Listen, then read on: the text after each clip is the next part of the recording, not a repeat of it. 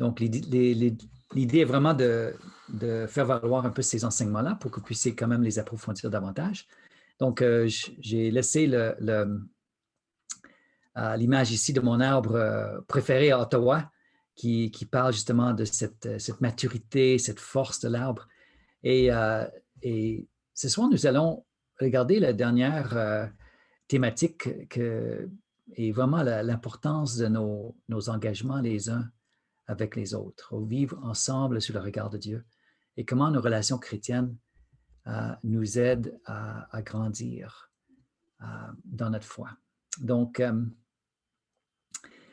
c'est quand même très, très important et on voit même dans l'exemple que dans la vie de Jésus, comment il n'a pas choisi juste un disciple, hein. Il n'a pas travaillé juste uniquement avec un, puis après ça avec l'autre, mais il les a choisis pour être ensemble. Et leur apprentissage, leur formation était aussi ensemble les uns avec les autres. Et on voit là un modèle qui est important pour nous aussi, que si nous voulons atteindre la maturité, on va l'atteindre aussi ensemble. Donc, tout le rôle de nos engagements les uns avec les autres, afin d'arriver à la maturité et de fleurir et porter un fruit abondant. Donc, je vous ai laissé ce schéma ici qui nous parle justement de ces trois éléments-là qui nous permettent de viser la maturité dans notre foi chrétienne. Il faut avoir une vision. Donc, il faut avoir une vision. Et puis, la vision qu'on essaie de partager, qui nous inspire dans la Bible, c'est la vision de l'arbre, n'est-ce pas? Un arbre florissant, qui porte un fruit abondant, qui est bien enraciné. Donc, ça, c'est une vision. Puis on peut dire, mais moi, j'aimerais que ma vie soit comme cet arbre. Solide, vraiment une étendue extraordinaire, bien enraciné, capable de survivre dans les moments de sécheresse. En tout cas, on peut dire beaucoup de choses sur la vision. Donc, c'est une vision qui peut nous inspirer. Puis, ça prend aussi de l'intention, ça prend la volonté. Il faut dire, mais voilà, moi, là, je veux devenir un chrétien mature. Je veux pousser, je veux grandir, je veux devenir stable, je veux trouver ma force, ma dépendance en Dieu de plus en plus dans ma vie. Donc, il faut que l'intention soit là, il faut que la volonté soit là. Donc, et souvent, la volonté manque dans la vie chrétienne. On aime mieux les choses, les distractions, les choses peut-être banales, au lieu des choses qui vont alimenter notre vie spirituelle. Et ce qui fait que peut-être la maturité, elle est difficile à atteindre ou on n'arrivera pas. Mais les moyens, mais il faut avoir une intention, il faut un désir, une soif. Mais les moyens aussi, c'est important. Donc, qu'est-ce qu'on fait? Donc, les pas que nous devons poser pour grandir sont très importants. Puis, on a vu l'importance de la responsabilité humaine. Tu sais, on dépend de Dieu, mais on a aussi un effort à mettre. Et ça, c'est quelque chose de profond que la parole souligne, que nous sommes collaborateurs dans notre transformation. Et si nous voulons être transformés, il faut mettre du cœur et de l'effort. Et il faut avoir aussi des choses pratiques à faire. Et les choses pratiques dont nous parlons dans ce cours, c'est ce qu'on appelle les disciplines spirituelles ou les pratiques spirituelles. Et c'est toutes les activités de l'esprit et du corps que nous entreprenons de façon intentionnelle, qui ont pour but ou objectif nous amener notre personnalité et toute notre personne, notre être à coopérer avec Dieu, avec son plan. Elles nous permettent de vivre de plus en plus dans une puissance qui ne vient pas de nous. Donc, c'est comme si on prend toujours l'image de l'arbre, là, si on est planté là, la bonne place, puis si on descend nos racines vers l'eau, là, puis on le fait, nous trouvons un accès à des richesses spirituelles qui nous permettent de grandir puis de porter un bon fruit, là. Donc, voilà ce que nous discutons ensemble et je vous ai donné cette image-là de l'arbre. Et cet arbre-là a des racines, puis il y a aussi des branches, des feuillages. Et dans la métaphore de l'arbre, on voyait que les racines, c'est vraiment notre vie secrète. avec Dieu. Puis on a vu l'importance de différents engagements. On a parlé de la solitude, on a parlé de la prière, on a parlé de la lecture spirituelle, comment méditer la parole de Dieu.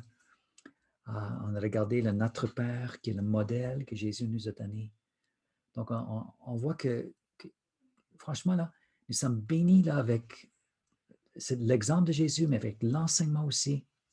Et si vous voulez développer votre vie de prière aussi, nous avons beaucoup, beaucoup d'enseignements dans les lettres aussi de l'apôtre Paul. Lui-même envoie sa vie de prière, envoie sa prière pour les églises. Même les prières, j'ai mémorisé quelques prières aussi de l'apôtre Paul. Donc, c'est des prières qui nous inspirent dans notre vie de prière. Donc, on a, comme j'ai expliqué, les racines qu'on voit là à l'écran alimentent notre vie de prière. Donc, si on prend du temps dans la solitude, par exemple, je prends juste mon laser ici, la solitude crée de l'espace pour que je puisse faire une lecture spirituelle ou une lecture méditative de la parole de Dieu. La retraite ou le sabbat peut nous permettre justement d'avoir une vie de contemplation de Dieu. Donc, on change notre rythme de vie afin d'être plus à l'écoute de Dieu, afin d'apprécier la beauté de la nature. Donc, les engagements à gauche créent de l'espace pour les engagements à droite. Donc, c'est un peu comme ça que ça fonctionne. Puis on a même vu dans l'exemple de Jésus, quand la veille, il a pratiqué la veille avant d'aller à la croix. Puis il voulait que ses disciples aussi, parce qu'il était dans un combat spirituel, n'est-ce pas? Il était dans un profond combat spirituel. Puis il a même veillé et prié afin de combattre. Et on voit que les disciples ont été tout emportés par la tentation parce qu'ils n'avaient pas appris à veiller dans la prière. Et voilà que, donc, on voit qu'il y a tout un apprentissage dans notre vie intérieure pour développer notre vie de prière. Mais on a aussi le haut de l'arbre. Et ça, mais juste pour parler des racines, mais les racines d'un arbre, par exemple, ils vont le stabiliser, elles vont justement tirer une valeur nutritive du sol. Donc, il va chercher de l'eau, de l'humidité, là. Et on voit que ces racines-là alimentent l'arbre. Mais ce n'est pas tout ce que l'arbre a besoin. L'arbre a aussi besoin du feuillage. Et dans la métaphore que je développe, là, les feuillages, c'est les différents ensembles de feuilles que je présente ici. Ça, c'est les disciplines ou les engagements que nous prenons les uns avec les autres qui nous aident à grandir. Puis l'image est quand même bonne, dans le sens que par la photosynthèse, n'est-ce pas, l'arbre reçoit aussi de l'énergie du soleil. Et dans nos engagements les uns avec les autres, peut-être par l'hospitalité, comme on va regarder ce soir, la confession, la prière ensemble, la direction, chercher la direction de Dieu ensemble. En faisant cela, en nous engageant ensemble dans ces pratiques-là, nous nous exposons au soleil de la présence de Dieu. Et Dieu nous transforme. Donc, la promesse qu'il est là, il est présent avec nous pour nous transformer. Donc, c'est pourquoi, par exemple, pratiquer l'hospitalité ou pratiquer la communion fraternelle est important. Ce n'est pas juste pour que je puisse me tenir avec mes amis chrétiens que j'aime, là. Parce que quand je suis avec eux et nous sommes unis ensemble en Jésus-Christ, Dieu est présent pour nous bénir. La présence de Dieu est là pour transformer ma vie. Donc, voilà ce qu'on va parler ce soir, de l'importance de ces engagements les uns avec les autres et comment ça nous aide à grandir puis à fleurir dans notre vie chrétienne. Ça va? Bon, donc, on va quand même lire quelques passages qui nous invitent et qui nous démontrent cette importance de nos relations les uns avec les autres. Donc, le psaume 133. Quelqu'un va lire pour nous?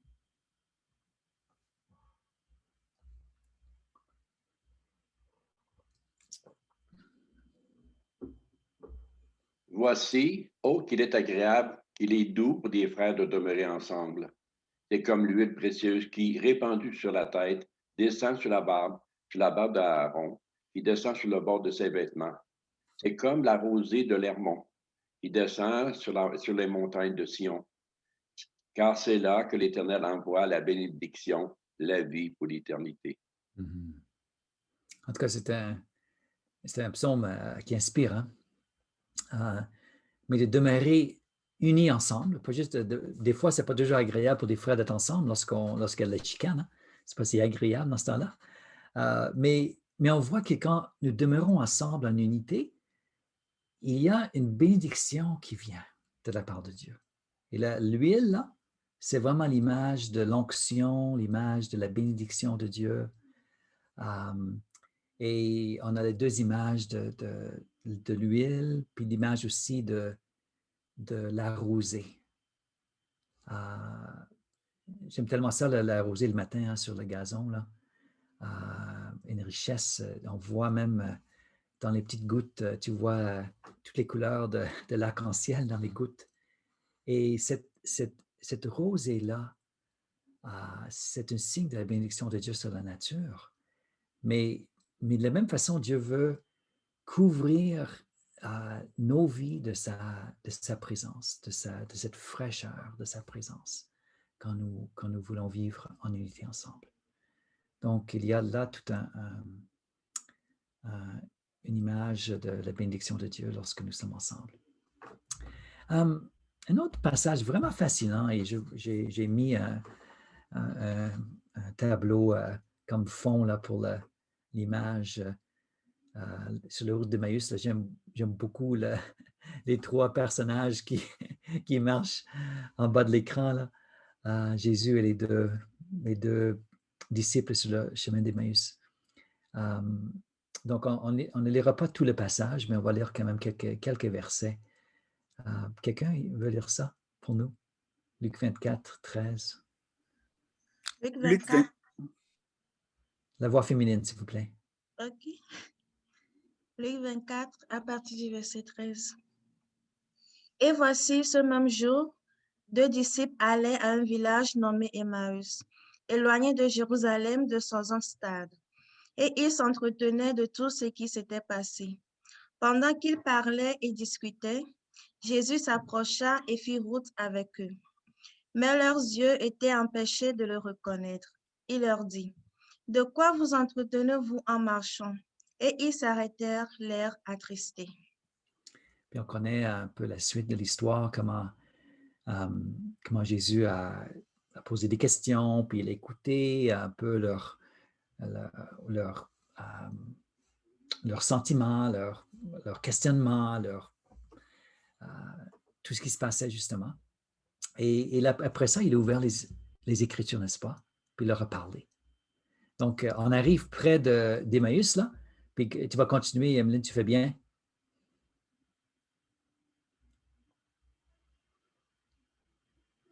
Peux-tu continuer, Emeline?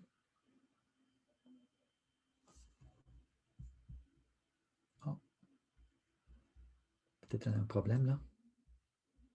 Gilles, veux-tu le reprendre? Est-ce que tu le vois? Oui, OK. Lorsqu'ils furent près du village où ils allaient, il parut vouloir aller plus loin. Mais ils le pressèrent en disant, « Reste avec nous, car le soir approche, le jour est sur son déclin. » Et il entra pour rester avec eux. Pendant qu'il était à table avec eux, il prit le pain et, après avoir rendu grâce, le rompit et le leur donna. Alors leurs yeux s'ouvrirent et ils le reconnurent, mais il disparut de devant eux. Et ils se dirent l'un à l'autre, « Notre cœur ne brûlait-il pas au-dedans de nous lorsqu'il nous parlait en chemin et nous expliquait les Écritures? » Okay. Donc, c'est vraiment spécial dans cette histoire. Et je pense que c'est peut-être mon histoire, l'histoire du Nouveau Testament que j'aime le plus, là. En tout cas, c'est tellement extraordinaire comme histoire. Puis ça nous parle de comment Jésus est, comment il est avec nous, comment il est concerné par nos questions, par ce que l'on vit, puis il veut cheminer avec nous. Et ce qui est spécial dans ce passage, dans cette histoire, on voit que les deux disciples étaient ensemble. Et qu'est-ce qu'ils faisaient là? Ils étaient en train ils s'entretenaient ensemble de ce qui s'était passé. Donc, ils avaient vécu un bouleversement incroyable et ils étaient deux amis ensemble sur le chemin, en train de parler de cela. Et je ne sais pas pour vous, là, mais quand vous vivez une expérience là, bouleversante, là, et vous avez des questions, vous avez de la peine, vous avez des doutes, vous êtes peut-être en angoisse même, c'est tellement agréable d'être avec un autre, d'être avec un ami, d'en parler, là, puis de partager la peine ensemble. Même si peut-être l'ami n'a pas forcément de réponse, mais le simple fait de partager ça avec lui, là, ça fait tellement du bien. Là. Puis ce qu'on voit dans ce passage, on voit que Jésus fait route avec eux. Et ce qu'on voit dans ce passage-là, cette histoire-là, c'est que Jésus veut cheminer avec nous dans nos questionnements, dans nos moments de doute, aveuglement. Et il veut finalement même arriver. Il attend à ce qu'on l'invite à rester avec nous, puis il veut se révéler à nous. Donc, c'est sûr que lorsque nous sommes ensemble en tant que chrétiens, en parlant des choses dans la parole de Dieu ou en partageant nos cœurs l'un avec l'autre, des fois, nous devenons conscients que Jésus est là au milieu de nous. On devient conscient de sa présence, conscient de nos cœurs brûlent en dedans de nous. On ressent qu'il est là avec nous. Donc, ce qui est spécial avec ça, c'est que c'était très rare. On voit quelques exemples. Jésus s'est manifesté à ressusciter à Marie, s'est manifesté personnellement à Pierre. Mais quand il s'est manifesté, c'était toujours aux disciples ensemble. Et on voit là quelque chose aussi parce qu'on voit qu'il y avait quelque chose de particulier dans le fait que quand nous sommes rassemblés, Jésus veut se manifester à nous. Il veut nous rencontrer quand nous sommes ensemble. Et il le dit d'ailleurs aussi en Matthieu 18. Donc, un autre passage, quelqu'un veut lire? Je vous dis encore que si deux d'entre vous s'accordent sur la terre pour demander une chose quelconque, elle leur sera accordée par mon Père qui est dans les cieux. Car là où deux ou trois sont assemblés en mon nom, je suis au milieu d'eux. Mm-hmm. Donc, il y a quelque chose de particulier. Des fois, on s'encourage. Lorsque les églises sont petites, là, on dit, mais là où deux ou trois sont assemblés, au moins on s'encourage, on dit, mais voilà, on est au moins deux ou trois. Mais je pense que Jésus est en train de parler il y a quelque chose de puissant dans le petit rassemblement, dans le triade, lorsqu'on est deux ou trois. Et il y a quelque chose au niveau du partage, au niveau de la prière qui est particulier lorsqu'on est deux ou trois. Au niveau d'être en accord, de vivre en accord ensemble, de voir nos cœurs, de trouver une harmonie ensemble, n'est-ce pas? Quand nous sommes trois ou quatre là. Et on voit que Jésus, par exemple, il nous encourage de créer cet espace-là de prière à deux ou trois, là, parce qu'il veut nous rencontrer spécialement dans cette façon de se réunir.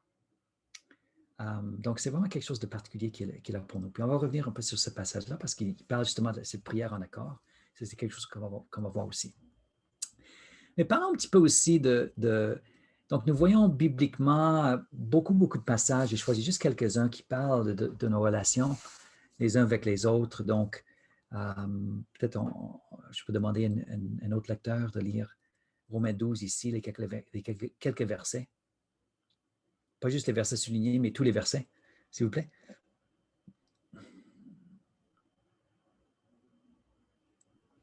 Oui, je peux lire. Vas-y. Que l'amour soit sans hypocrisie. Ayez le mal en horreur. Attachez-vous fortement au bien. Par amour fraternel, Soyez pleins d'affection les uns pour les autres, pour, par honneur, user de persévérance réciproque. Ayez du zèle et non de la paresse. Soyez fervents d'esprit. Servez le Seigneur. Réjouissez-vous en espérance. Soyez bénis dans l'affliction. Persévérez dans la prière. Pourvoyez aux besoins des saints. Exercez l'hospitalité. Bénissez ceux qui vous persécutent. Bénissez et ne maudissez pas. Réjouissez-vous avec ceux qui se réjouissent. Pleurez avec ceux qui pleurent. Ayez les mêmes sentiments les uns envers les autres. N'aspirez pas à ce qui est élevé, mais laissez-vous attirer par ce qui est humble. Ne soyez point sages à vos propres yeux. Oui. Donc, ce que Paul fait, il est en train de terminer sa lettre aux Romains et c'était quand même une pratique dans les, justement dans les livres de sagesse, de donner des directives, n'est-ce pas, de donner des encouragements sur le plan éthique, sur le plan relationnel à la fin de son enseignement. Donc, ce que Paul est en train de faire, et c'est quand même intéressant de voir combien de ces encouragements-là concernent nos relations les uns avec les autres. Donc, soyez pleins d'affection les uns pour les autres, honorez les uns les autres, pourvoyez aux besoins. Donc, s'il y a des gens en besoin dans notre famille d'Église, pour en prendre soin, là. Pratiquez l'hospitalité. Réjouissez-vous avec ceux qui se réjouissent, pleurez avec ceux qui pleurent. Et les mêmes sentiments les uns vers les autres. Donc, il parle de l'unité dans cette phrase-là. Donc, on voit que pour Paul, là, après son long enseignement sur la vie chrétienne, la vie spirituelle, il dit il faut vivre ça dans le concret, dans nos relations les uns avec les autres. Puis, il donne des directives très, très directes, très palpables pour nos relations humaines. Donc, je veux parler de 3, même de 4 pratiques ce soir qui sont importantes pour toute Église.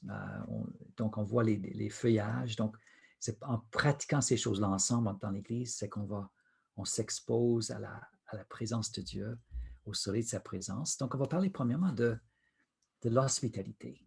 Donc, je sais que l'hospitalité est compliquée pendant le temps de COVID, là, mais ça va nous donner le goût là, de pratiquer plus l'hospitalité. Puis maintenant, on peut pratiquer l'hospitalité juste peut-être par téléphone ou par Zoom, là. Mais au moins, on peut quand même garder ce contact-là. Donc, mais Paul, en Romains 15, il parle justement de l'hospitalité, mais il nous dit que ce n'est pas toujours facile, l'hospitalité. C'est très, très important, mais ce n'est pas toujours facile. Donc, il est décrit un peu dans ce passage. Donc, on aura 2 diapos. Donc, quelqu'un qui va lire ça pour nous.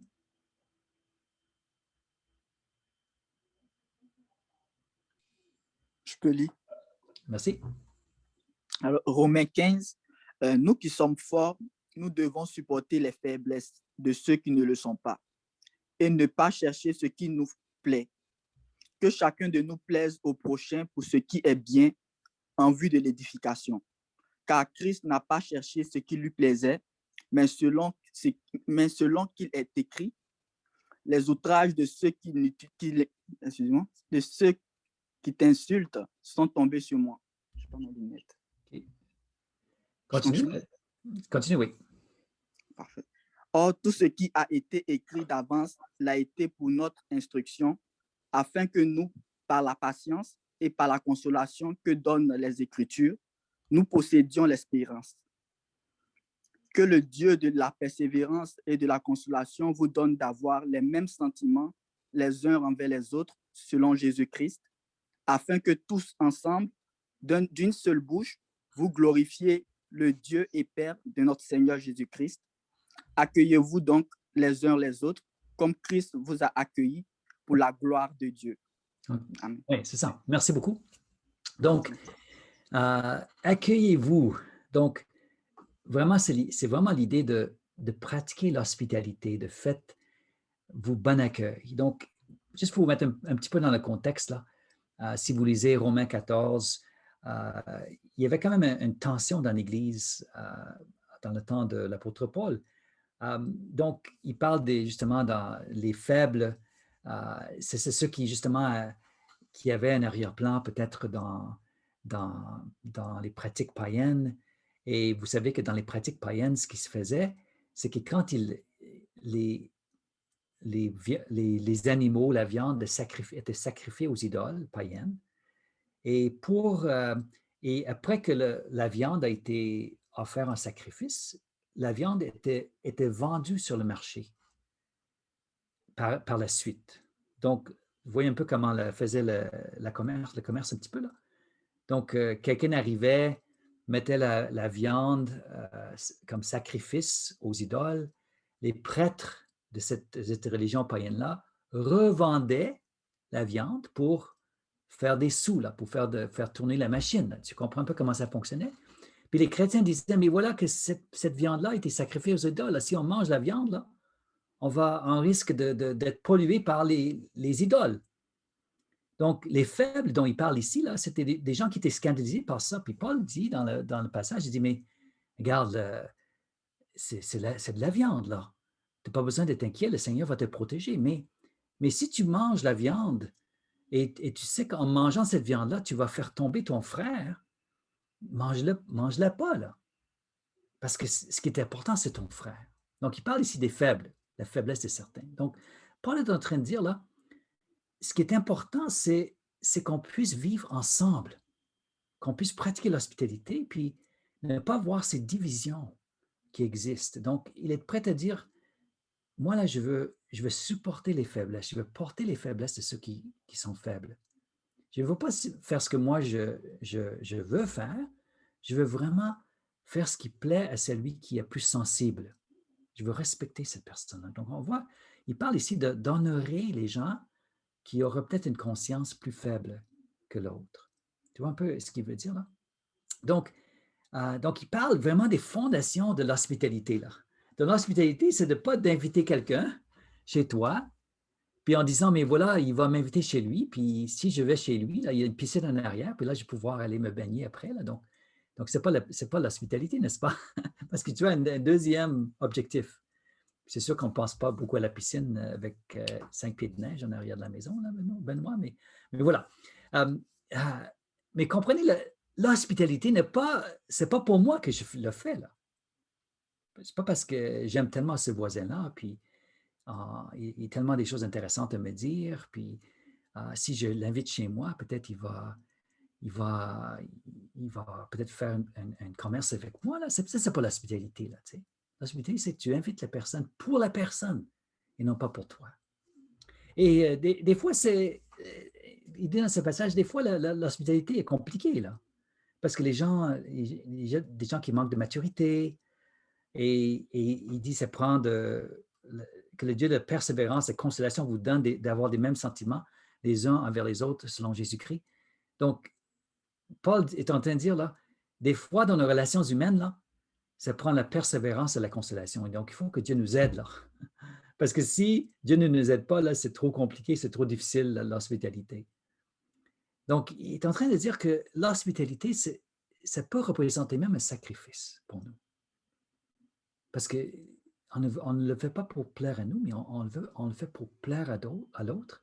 Puis on le fait même pour, comme il dit en arrière, à la fin du verset, là, on le fait pour la gloire de Dieu. Donc, on voit vraiment cette importance de l'hospitalité, l'idée de servir l'autre, l'idée de recevoir l'autre, de respecter la faiblesse de l'autre, de penser aux besoins de l'autre. Et vraiment, voilà les fondements un peu de l'hospitalité. Donc, peut-être vous avez entendu parler de Dietrich Bonhoeffer. Oui, vous avez entendu parler de lui. Il était pasteur en Allemagne, justement, pendant la guerre, la Deuxième Guerre mondiale. Et il était un ennemi de Hitler. Il s'est toujours opposé à lui. Donc, il a été jeté en prison. Et finalement, il est mort. Il a été tué par Hitler seulement 3 semaines ou 2 semaines avant la fin de la guerre. Donc, il avait 39 ans, mais un homme brillant, un homme extraordinaire, mais un homme qui a vraiment une profonde compréhension de la foi chrétienne, des relations les uns avec les autres. Et je vous donne une de ces citations ici. Et c'est très, très important ce qu'il dit. Il dit, « Combien souvent une communauté chrétienne s'effrite à cause de l'illusion et l'idéal auquel s'attachent les participants. On arrive avec nos attentes de comment devrait être la communauté chrétienne. Mais la grâce de Dieu éclate ces rêves. La grâce de Dieu veut nous amener à une juste perspective sur la communauté chrétienne. Mais pour arriver là, et voilà la phrase importante, il faut passer par la déception profonde que l'on expérimente avec les autres, avec les chrétiens en général, et, si on est chanceux, avec nous-mêmes. Vous comprenez ce qu'il est en train de dire là? Que dans nos relations humaines, nous allons vivre de profondes, nos relations chrétiennes là, nous allons vivre de profondes déceptions. Et on serait déçu avec les chrétiens en général. Il dit, si on est chanceux là, même avec nous-mêmes. Donc, c'est une grâce de réaliser que nous-mêmes, nous avons des failles. Nous-mêmes, nous sommes difficiles. Et on a besoin de la grâce. Donc, il parle justement combien la grâce doit couvrir nos relations. On n'est pas là on peut mettre des attentes, il faut que les chrétiens soient ceci, il faut que les chrétiens soient comme ça. Et si les chrétiens n'arrivent pas à respecter mes attentes, là, j'abandonne tout, là, tu sais.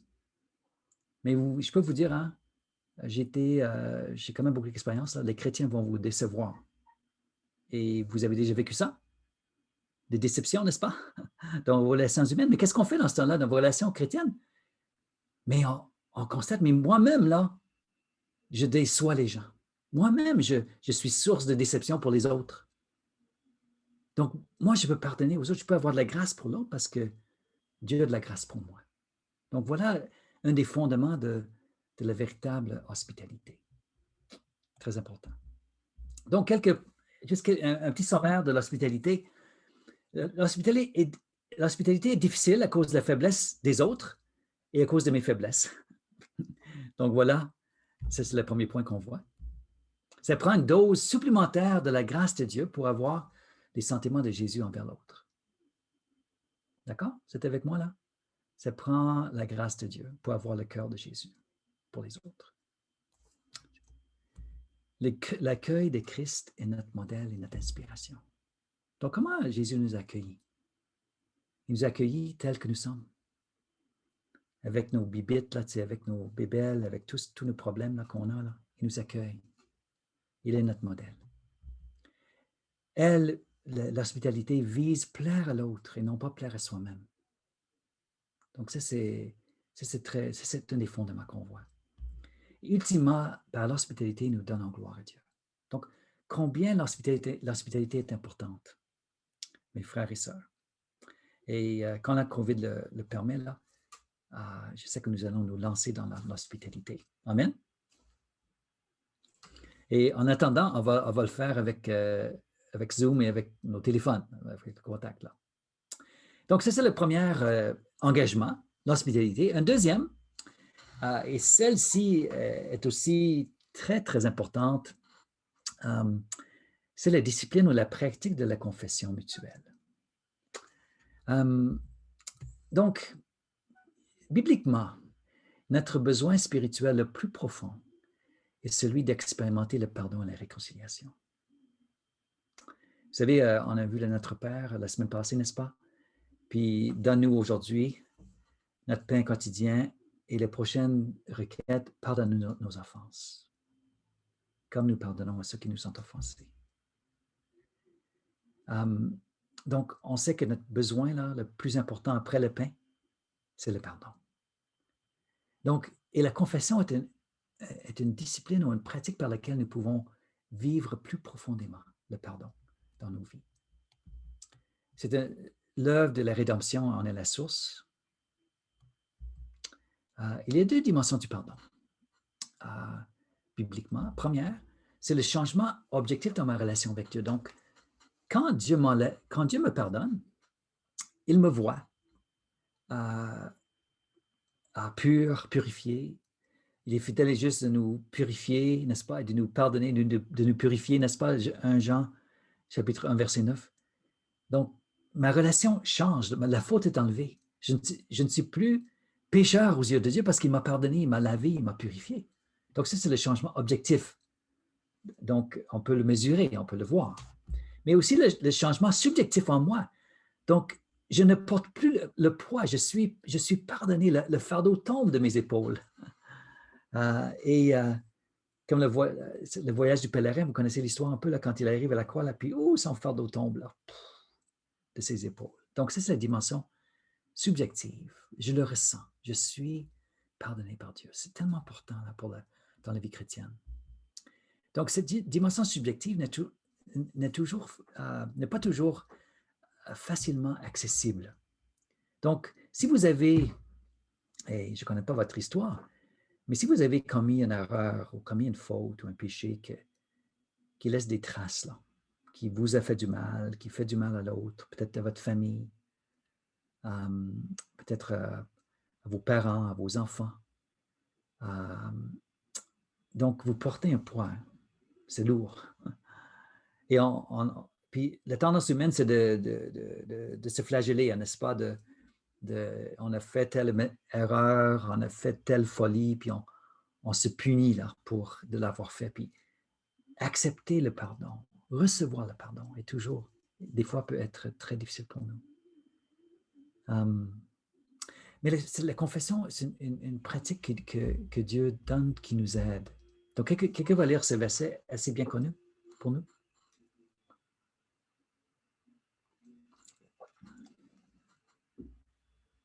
Acte 5, le verset 16. Confessez donc vos péchés les uns aux autres et priez les uns pour les autres afin que vous soyez guéris. La prière agissante du juste a une grande efficacité. Oui. Donc, c'est quand même assez clair. Hein? On n'a pas besoin disons, de diplôme en théologie là, pour interpréter le passage. Là. Confessez vos péchés, priez les uns pour les autres, afin que vous soyez guéris. Donc, il y a un lien dans ce passage entre la confession, donc le fait d'exposer devant quelqu'un d'autre les péchés de mon cœur et la prière de guérison et la guérison de mon âme. Et la prière agissant du juste a une grande efficacité. Donc, quand je prie, quand je confesse mes péchés, quand les gens prient pour moi, il y a une libération supplémentaire que je peux vivre au niveau de mon âme. Donc, il y a quelque chose de dynamique dans la confession les uns aux autres qui m'aide à vivre une libération par rapport à mes péchés. Donc, pourquoi cette exhortation est si rarement pratiquée? Parce que souvent, c'est pas peut-être la confession n'est pas toujours quelque chose que les chrétiens pratiquent. Hein? Je ne parle pas du confessionnal qui existait autrefois dans l'Église catholique, n'est-ce pas? Je ne parle pas de ça, je parle de cette pratique d'avoir peut-être un frère ou 2 frères, ou si on est homme, là, à qui je parle de mes brisements, de mes faiblesses, de mes péchés, d'avoir quand même quelques personnes à qui je peux confesser mes péchés, la profondeur même de mon âme. Pourquoi c'est si rarement pratiqué? Est-ce que quelqu'un veut aventurer une raison, proposer pourquoi c'est si rarement pratiqué? Quelqu'un? L'orgueil. L'orgueil. On ne va pas montrer nos faiblesses, n'est-ce pas? C'est sûrement la raison principale, Benoît. Tu as touché le point là important. Est-ce qu'on peut voir autre chose? Ben, notre vie ne nous appartient pas, on pense qu'elle nous appartient. Je ne sais pas si je comprends ce que tu dis. On pense que notre vie nous appartient, mais on l'a donné à Jésus-Christ. On veut souvent reprendre notre vie. Puis... Oui, mais c'est bien dit. C'est René, hein? C'est René? Ouais. Oui, c'est ça. On veut le reprendre. On oublie que tout lui appartient. Donc, oui, OK. Est-ce qu'il y a un autre commentaire? Je pense aussi, à part celui qui ne veut pas se confesser, c'est aussi la réaction de celui chez qui vient se confesser. Je pense aussi qu'il y a le manque de miséricorde et d'écouter sans juger, juste dans le but d'encourager. Donc, quand l'autre pense que tu vas l'accuser, tu vas mettre plus de côté dans sa paix, préfère se cacher, se réserver. Oui, c'est ça. Donc, oui, justement, des fois, les chrétiens sont très vite à juger. Hein? Et surtout si vous êtes serviteur de Dieu, là.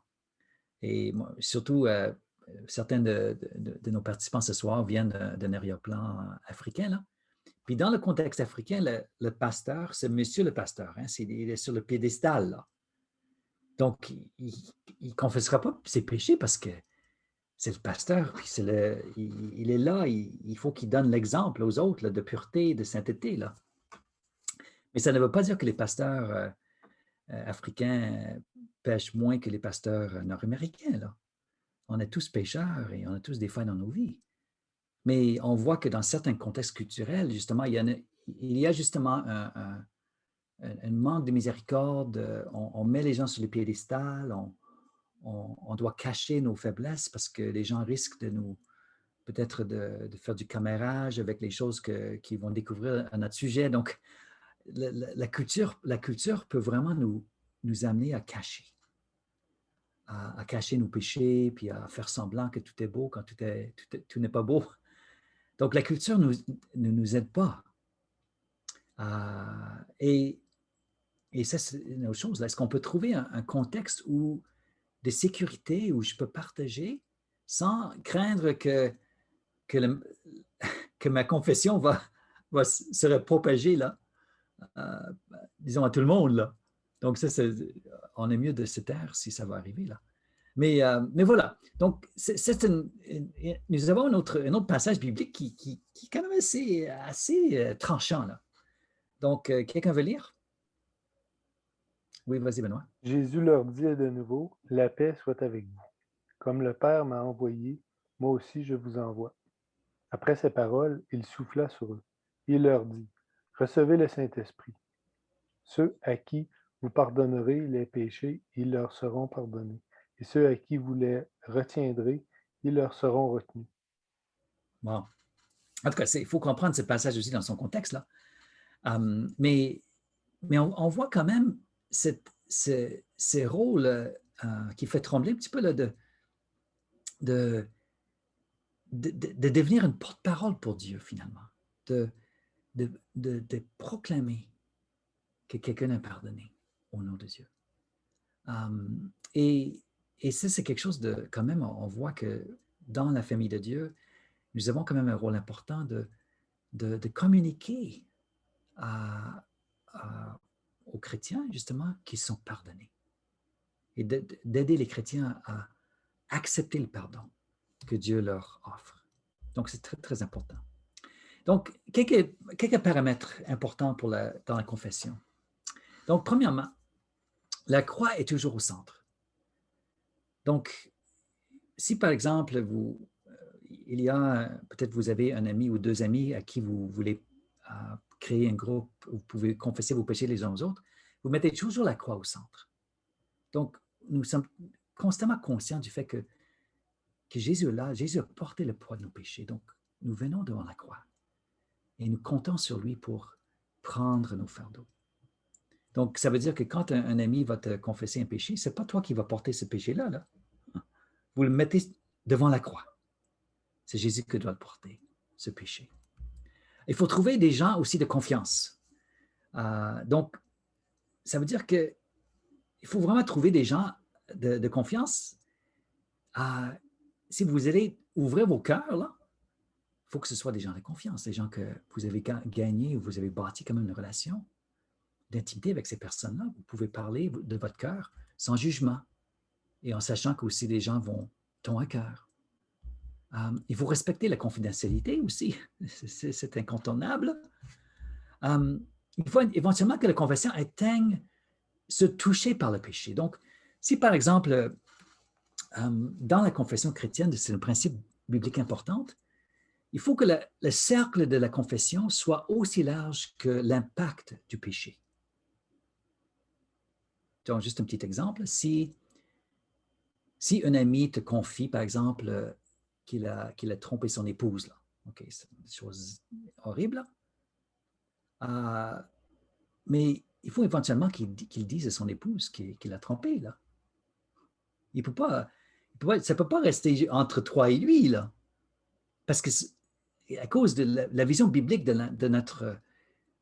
du mariage, c'est que ma vie sexuelle appartient à mon épouse et sa vie sexuelle appartient à moi. Donc, si je n'ai pas respecté, je n'ai pas honoré mon épouse, il faut qu'elle le sache. Il faut que je lui dise, il faut que le péché soit confessé, là. Donc, c'est un principe spirituel important qu'il faut que le cercle de la confession soit aussi large de l'impact du péché. D'accord? Donc, dernière chose, il faut tout baigner dans la prière, que la personne expérimente la liberté d'être pardonnée par Dieu. Donc, dans les moments de partage, de brisement, de péché, de regret profond, là, il y a beaucoup de peine qui vient dans la confession, beaucoup de souffrance qui accompagne la confession. Mais il faut tout baigner dans la prière pour que la personne expérimente la liberté d'être pardonnée par Dieu. Donc, le besoin le plus important de l'être humain, c'est le pardon. Donc, et la confession, c'est un moyen par lequel Dieu peut nous amener à vivre pleinement le pardon de Dieu. Donc, c'est une pratique très importante. Est-ce qu'il y a des questions là-dessus? Peut-être on laissera les questions pour la fin et on va aller plus loin. Donc, on aura un temps pour les questions à la fin. Donc, garde la question, puis on va aller plus loin. Donc, la prière en accord. Donc encore Matthieu 18, là, si deux d'entre vous s'accordent sur la terre pour demander une chose quelconque, elle leur sera accordée par mon Père qui est dans les cieux. Donc, on voit qu'il y a quelque chose de puissant dans l'unité dans la prière. Et je pense qu'on voit que dans l'Église primitive, dans l'exemple que Jésus donnait, il y a cette idée-là, lorsque nous unissons nos cœurs ensemble pour prier, c'est comme si nous donnons une puissance à la prière qui ne serait pas là ou qui serait moindre si je prie tout seul. Donc, c'est quelque chose que Jésus semble enseigner. Puis, on voit même dans l'Église primitive, quand les premiers chrétiens ensemble, avant que l'Esprit de Dieu tombe sur eux aussi, tous d'un commun accord et persévéraient dans la prière. Donc, c'est la prière en accord, en unité. Puis l'idée du commun accord, c'est que ces chrétiens-là, ils regardaient ensemble dans la même direction. Ils avaient le même objectif. Donc, leur unité n'était pas les bons sentiments qu'ils ressentaient les uns envers les autres. Leur unité était cette vision commune que Dieu leur donnait. Et on voit que d'où venait la puissance de la prière de l'Église primitive, c'était cette unité, cette vision commune qui inspirait la prière. On voit même en Acte 4 aussi, ils élevèrent la voix tous ensemble. Donc, c'est le même si ce n'est pas traduit de la même façon, mais ils élevaient la voix d'un commun accord, avec la même vision. Donc, cette unité, cette prière en accord était quelque chose de très, très puissant dans l'Église primitive. Nous avons également l'exemple de l'Église à Antioche, qu'on a déjà regardé ce passage.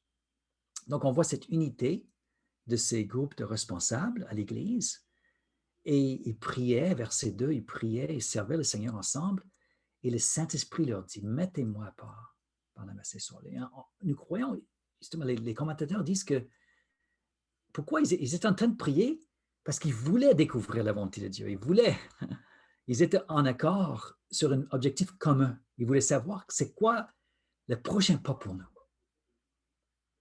Et donc, on voit que cette unité-là, cet accord-là donnait une puissance à la prière, cette vision commune. Donc, on voit, c'était le commencement de la vision de la mission de l'Église.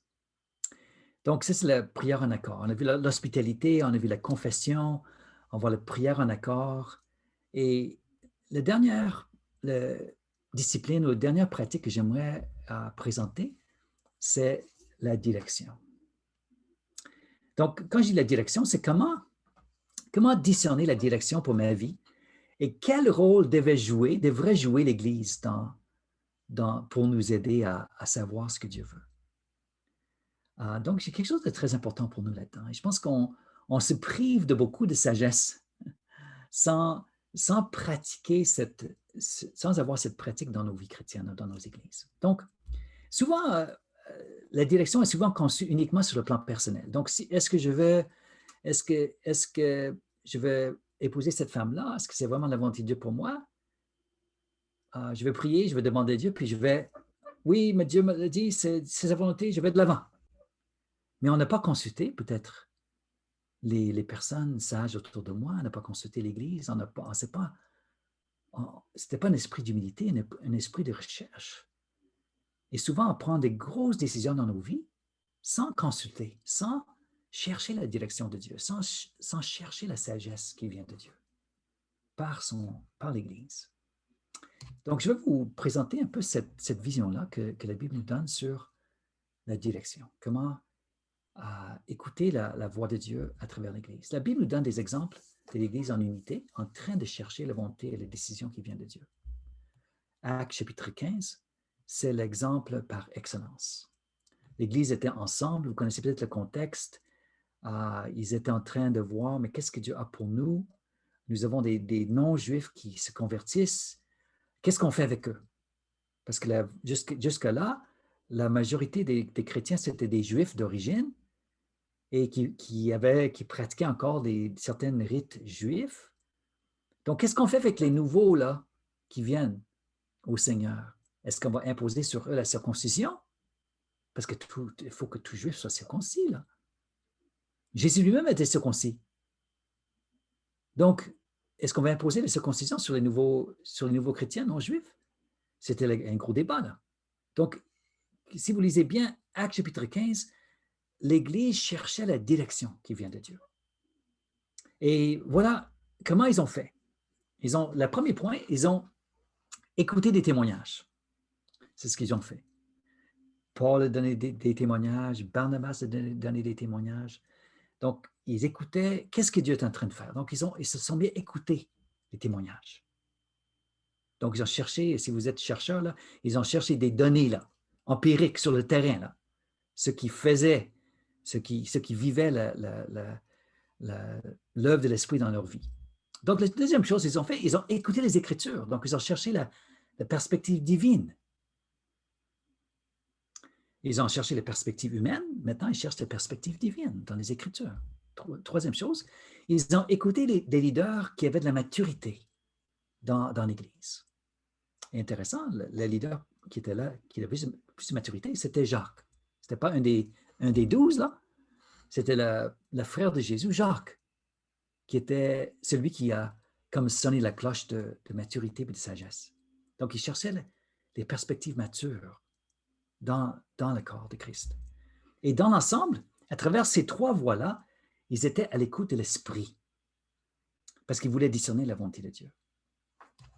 Et qu'est-ce qu'ils ont découvert? Puis ils ont dit ceci, il parut bon aux apôtres et aux anciens et toute l'Église. Donc, qu'est-ce qui est arrivé? Ils avaient entrepris tout ce processus-là, puis ils sont arrivés à une conviction que Dieu nous guide. Puis là, le verset 28 dit, il a paru bon au Saint-Esprit et à nous. Donc, tu vois comment c'est un processus là, pour arriver à cette conviction-là, arriver à cette direction qui vient de Dieu. Donc, on voit là un modèle un peu intéressant pour nous. Lorsque nous avons des décisions importantes à prendre, c'est de vraiment entreprendre aussi un processus semblable dans nos vies. Donc, vous savez comment j'aime les images. Hein? Donc, j'ai une nouvelle image pour vous là. Voilà, la triangulation. D'accord? Et moi, je dirais, comment fonctionne le GPS là? Apparemment, ça prend même 4 satellites maintenant là, pour être encore plus précis. Là, mais ça prend les 3 points de repère pour trouver notre positionnement là, sur la Terre. Avec 2, là, ça ne fonctionne pas. Là. Mais avec la triangulation, là, tu peux découvrir là où tu es, puis là, tu peux découvrir là où tu veux te rendre aussi, avec la triangulation. Donc, moi, je dirais, dans la recherche de la direction qui vient de Dieu, ça prend aussi de la triangulation. Ça prend les Écritures, Donc, la perspective divine, puis une bonne interprétation des Écritures, ça prend les chrétiens matures qui ont de la sagesse, qui ont de l'expérience, il faut les consulter. Puis ça prend aussi des témoignages. Ça prend aussi, il faut écouter les circonstances, ce que tu vis, ce que tu ressens, ce que les autres vivent, ce que les autres ressentent. Donc, ça prend toujours ces trois pôles-là si nous voulons découvrir la direction de Dieu pour notre vie.